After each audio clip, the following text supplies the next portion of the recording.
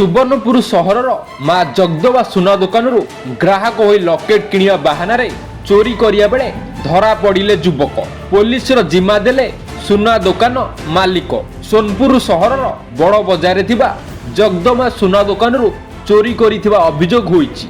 7 कोटी लकेट चोरी करी पैंट पकेट लुचाई सुना दुकानी संदेह करथिले। सीसीटीवी फुटेज माध्यम चोरी करिथिबा देखिबाकू मिलिथिला। सर्च करी प्रमाण मिलिथिला जहार अनुमानिक मूल्य 20,000 टंका हेबो बोली सुना दुकानी कहिसंती। 7टा खंडे सुना लकेट चुराई पलाबार विचार रे थिला से ताटा आमे धरलु सीसीटीवी देखि धरलु ताके देखालु भी सीसीटीवी तापर चेक करी बाहर कलु 7टा सुना लकेट बाहरला जार अनुमानिक मूल्य पाखापाखि 20,000 टंका खंडे हेबा।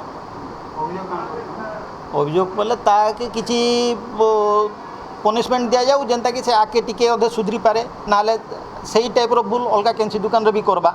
आर भी 5टा व्यापारी भाई अछन कहीं कार लॉस हेबा ताके धरिक किछि कोड़ा एटा दिया जाऊ जेनता कि समस्ते अन्य व्यापारी भाई माने भी शांति रे रहबे। चोरी करिता व्यक्ति को सोनपुर थाना रे जिम्मा देबा सह थाना रे एतला दायर करथिबा सुना दुकानी कहिसंती। सुवर्णपुर नीलकमल मिश्रंग रिपोर्ट डुमाणी टीवी।